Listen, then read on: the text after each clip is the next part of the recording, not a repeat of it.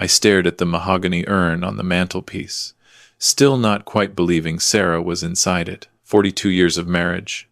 And it had come down to this, a decorative container on a shelf in our Boston townhouse. The afternoon light caught the brass nameplate, and I had to look away. That's when my phone buzzed. My grandson. "Hey, Gramps. How are you holding up?" I almost smiled. Marcus was 26, sharp as a tack, worked in finance downtown. He'd always been Sarah's favorite. Managing, son. Taking it one day at a time. That's good. That's good. Listen, I wanted to run something by you. Chelsea and I were talking, about how lonely that big house must be now that Grandma's gone. Chelsea, his girlfriend of 8 months. I'd met her twice. Nice enough girl. Worked in marketing or PR or something. Always on her phone. It is quiet, I admitted. Right. So we were thinking, what if we moved in for a while? Keep you company. Help out around the house. You shouldn't be alone right now. I rubbed my eyes. The Navy had taught me to recognize tactical maneuvers, but grief made you soft. That's thoughtful, Marcus. But I'm okay, really. Gramps, come on. We insist. Besides, our lease is up next month anyway, and rent in Boston is insane. It'd help us out too. Win-win. Red flag number 1. I ignored it. Well, I suppose I could use the company. Perfect. We'll be there Sunday. Love you, Gramps. He hung up before I could respond. Sarah would have seen right through it. She always could read people better than I could. But Sarah wasn't here anymore. They arrived Sunday morning with a U-Haul. Not a small one either, the 16-footer. For 2 people who supposedly just needed a temporary place to stay. Gramps! Marcus bounded up the stairs, all smiles and energy. Chelsea followed behind, designer purse over her shoulder, barely making eye contact. "Hey, sweetie," she said into her phone. "Not to me." "Yeah, we're here. The place is huge.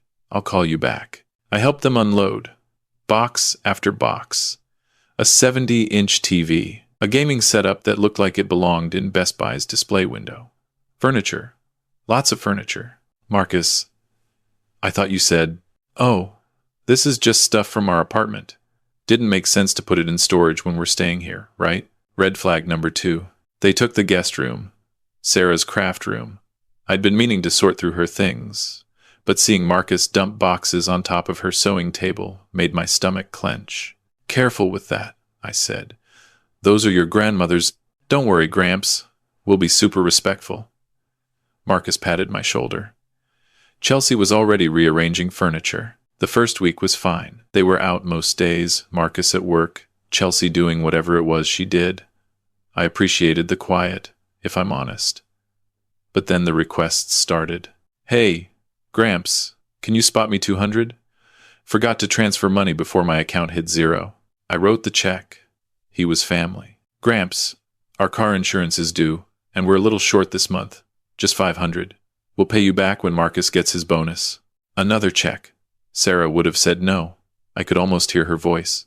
"Gramps, Chelsea's mom is sick in Florida, and we need to fly down. Could you help with the tickets? Just 1,200. It's an emergency." I hesitated on that one. Pulled up my online banking to check the account. We'd been comfortable. My Navy pension, Sarah's teacher's retirement, the investments we'd made over the years. But watching the balance drop made me uneasy. "Marcus, this is the 3rd time this month. I know. Work's been slow. But my year-end bonus is coming, remember? I'll pay you back everything. You have my word." He had Sarah's eyes. That's what got me. Every single time. 2 months in, I noticed they'd taken over the living room. Their TV replaced ours. Their furniture pushed mine into corners. Sarah's antique side table, the one her grandmother brought from Ireland, was shoved in the hallway closet. "We needed more space for the sectional," Chelsea explained when I asked. "Your old stuff was kinda dated anyway. No offense. That table is a family heirloom, right? And it'll be safe in the closet. We're not getting rid of it or anything." Red flag number 3, 4, and 5. The morning of December 15th, I woke up feeling wrong.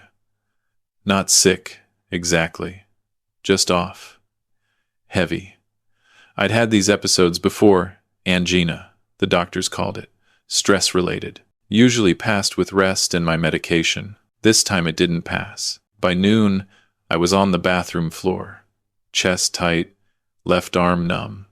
I managed to reach my phone. 911. What's your emergency? The paramedics arrived within 8 minutes. Professional, calm, efficient.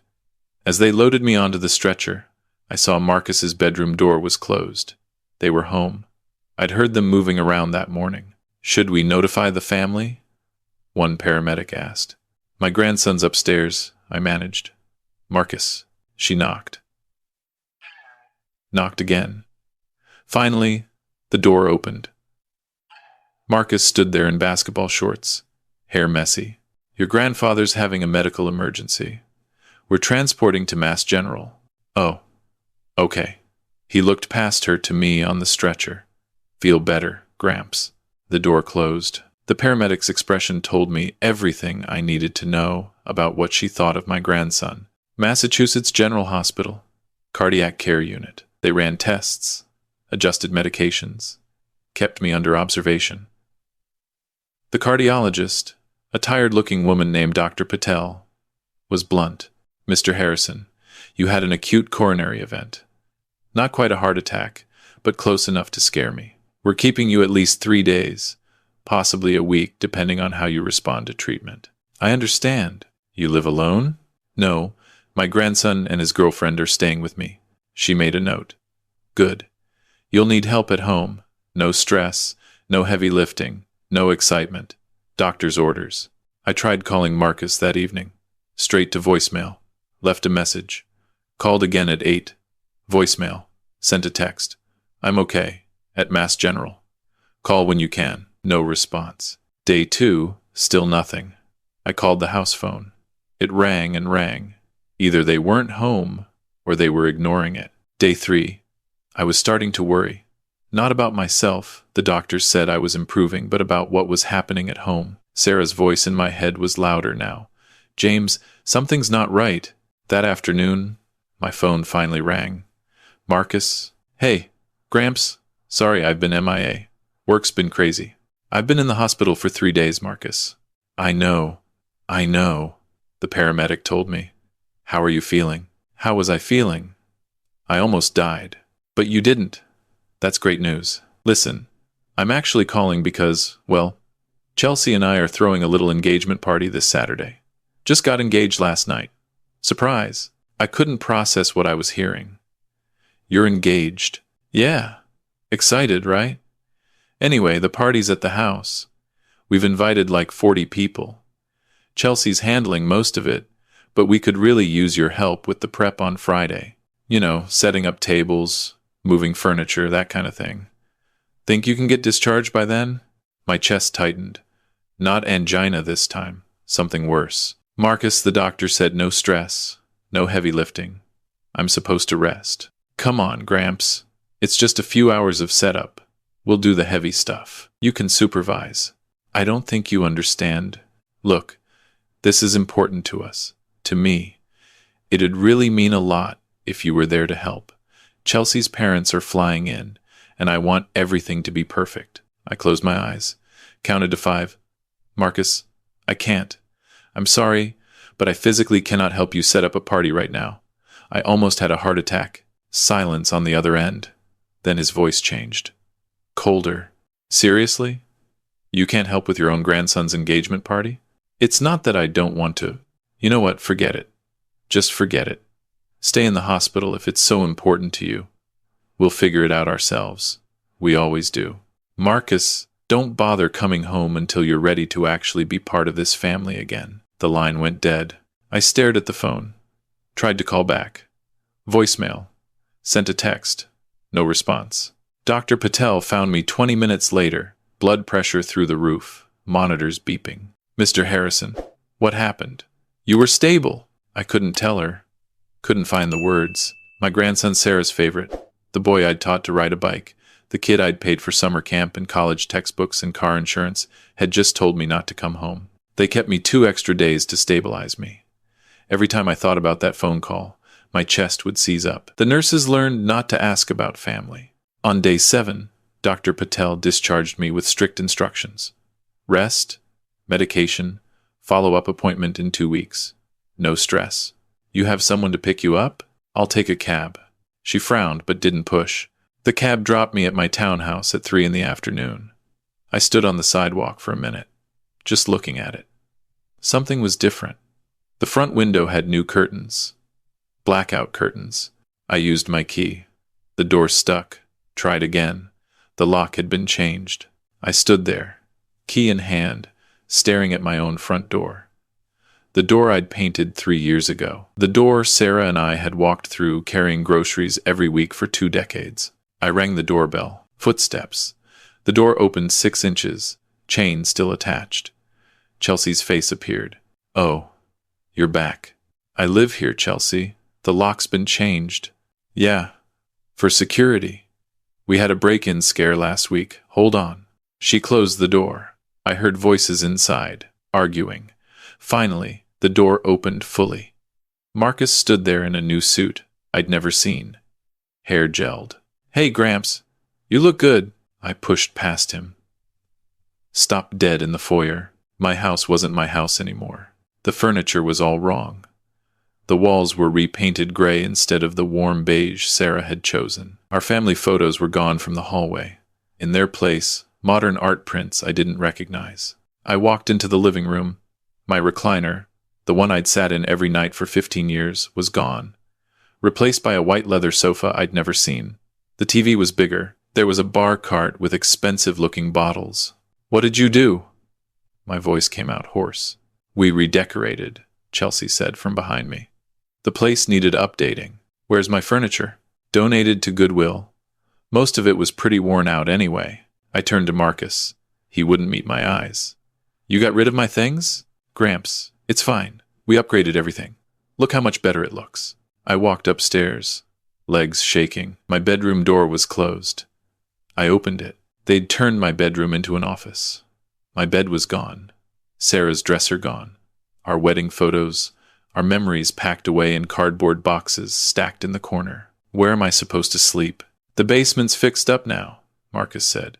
We converted it into a pretty nice suite. You'll like it. The basement. They'd put me in the basement of my own house. I opened the next door.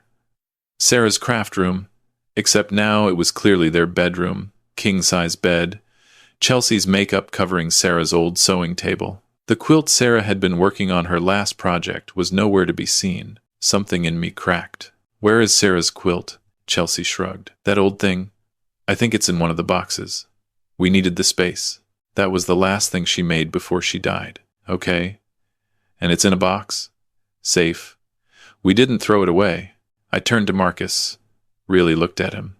Saw a stranger in an expensive suit, standing in what used to be his grandmother's room, showing zero remorse. I want you both out. Marcus laughed. Come on, Gramps. You're just upset because... Get out of my house. This is our home too. We've been living here for months. Because I let you stay temporarily. Not permanently. Not to take over and erase every trace of your grandmother. Chelsea stepped forward. Mr. Harrison, I think you're overreacting. We've made improvements. We've increased the property value. You should be thanking us. Thanking you? Yeah. And honestly, after everything we've done for you, keeping you company, taking care of the house while you were sick, this is pretty ungrateful. I felt my left arm start to tingle. Forced myself to breathe slowly. In for 4. Out for 6.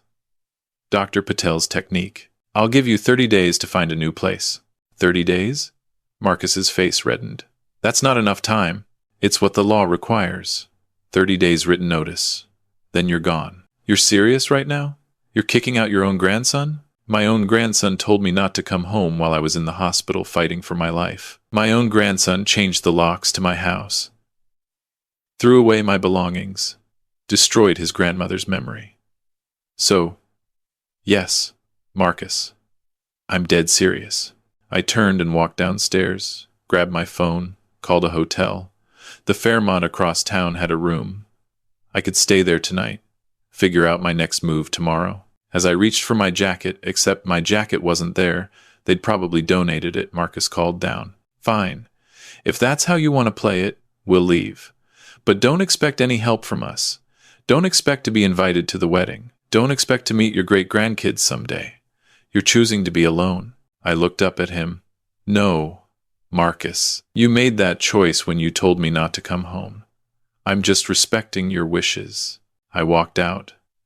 The cab was still there, driver waiting. I gave him the Fairmont's address and didn't look back. At the hotel, I sat on the edge of the bed and called my lawyer, Robert Chen. We'd served in the Navy together, stayed friends for 40 years. He'd handled Sarah's will. James, everything okay? Robert, I need help. My grandson and his girlfriend are living in my house, and things have gone very wrong. I told him everything. The requests for money, the redecorating, the changed locks, the phone call from the hospital. Robert listened without interrupting. When I finished, he was quiet for a moment. Then, James, this is worse than you think.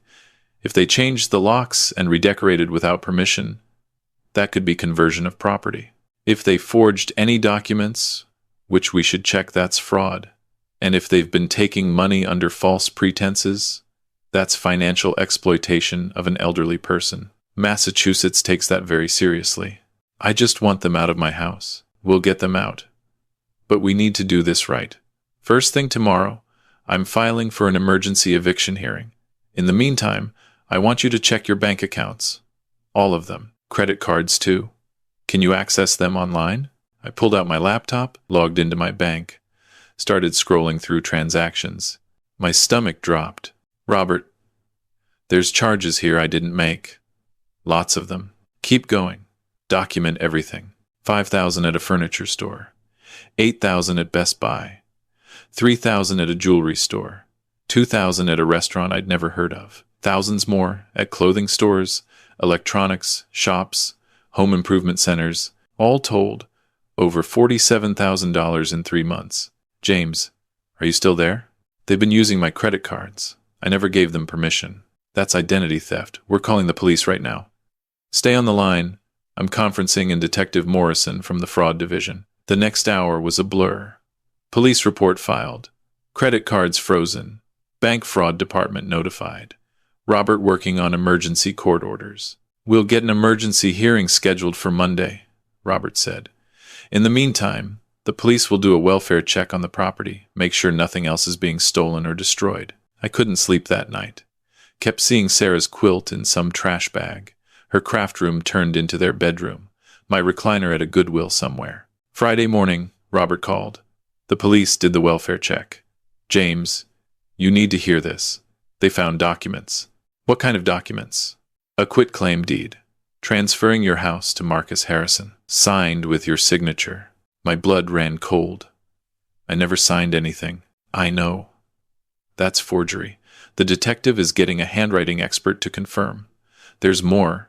They found evidence Marcus has been telling Chelsea's parents that the house is his, that you're just a tenant staying there temporarily while you get back on your feet from your wife's death. That's insane. There's also a reverse mortgage application in your name.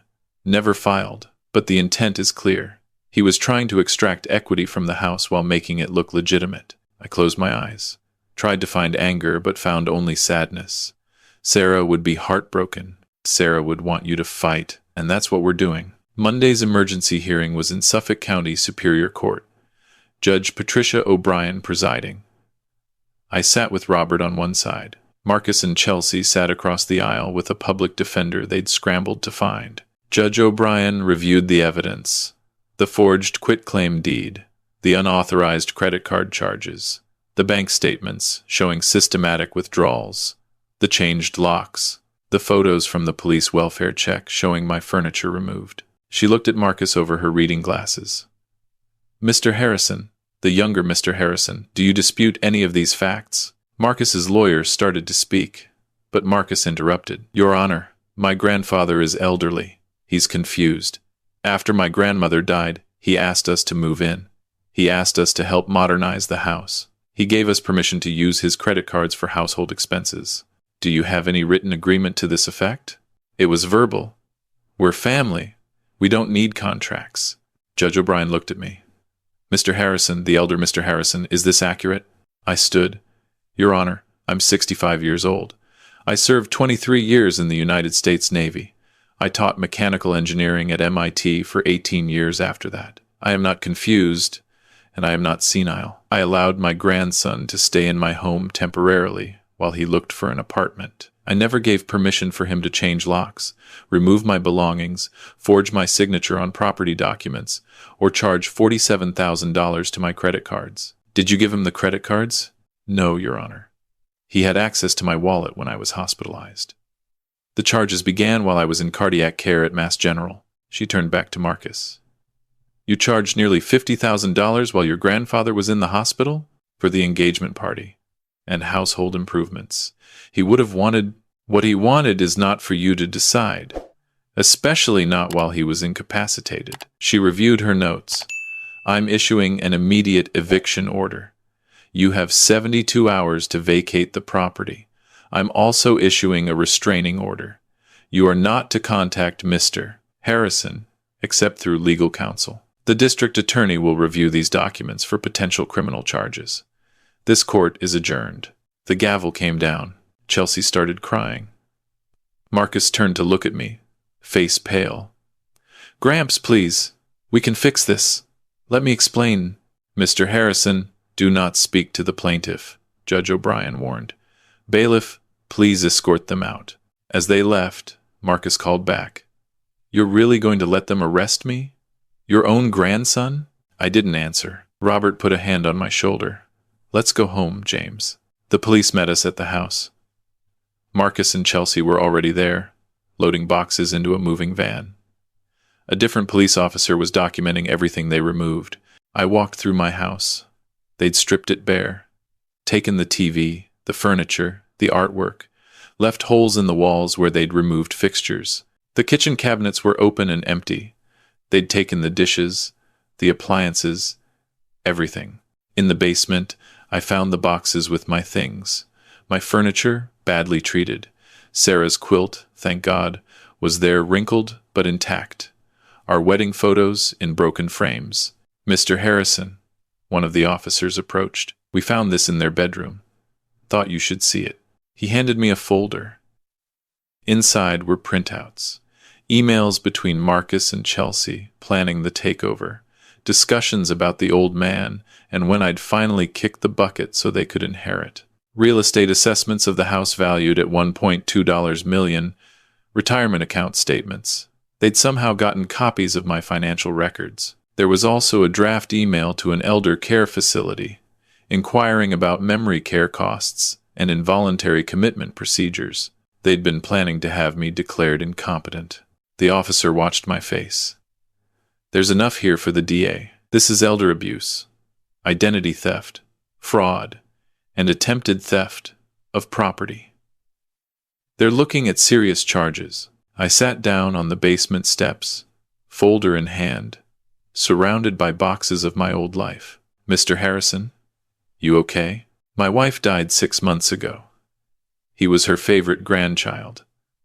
I just wanted the house to feel less empty. The officer, a young guy with kind eyes, sat down next to me. My grandfather went through something similar.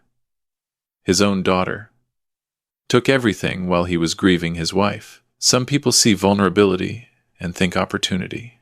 That's on them, not you. 3 days later, the house was empty except for my boxes. Marcus and Chelsea were gone. I spent the weekend unpacking, putting my furniture back, rehanging photos. Sunday afternoon, the doorbell rang.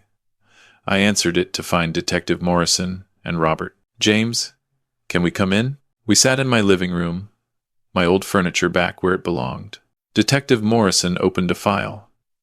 Marcus Harrison was arrested this morning. He's being charged with identity theft, forgery, grand larceny, and financial exploitation of an elderly person. Chelsea Martinez is being charged as an accessory. Their bail hearing is tomorrow. What happens now? They'll likely take a plea deal. First offense, no priors. They'll probably get probation, restitution, community service, but they'll have criminal records. The charges are serious enough to impact employment, especially in finance.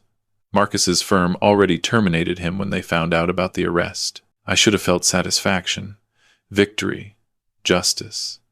Instead, I just felt tired. There's something else, Robert said gently. I've been going through Sarah's will and your financial documents. Sarah left Marcus a bequest $50,000. It was supposed to be distributed on his 30th birthday. Let me guess. He knew about it. He knew. The emails mention it. They were trying to get control of the house now because they knew the bequest was coming anyway. Greed, James. They saw you as an obstacle between them and money they felt entitled to.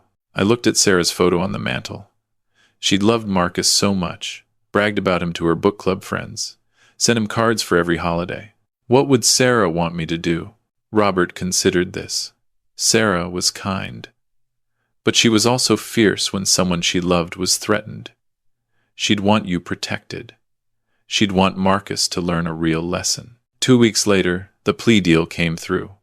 Marcus pled guilty to reduced charges, identity theft, and fraud. Sentenced to 3 years probation, 500 hours community service, mandatory financial counseling, and ordered to pay full restitution $47,000, plus damages and legal fees. Chelsea took a similar deal. The bequest from Sarah's will was revoked by court order and redirected to the local veterans shelter in her name. I didn't go to the sentencing. Robert represented me, but Marcus sent a letter through his lawyer.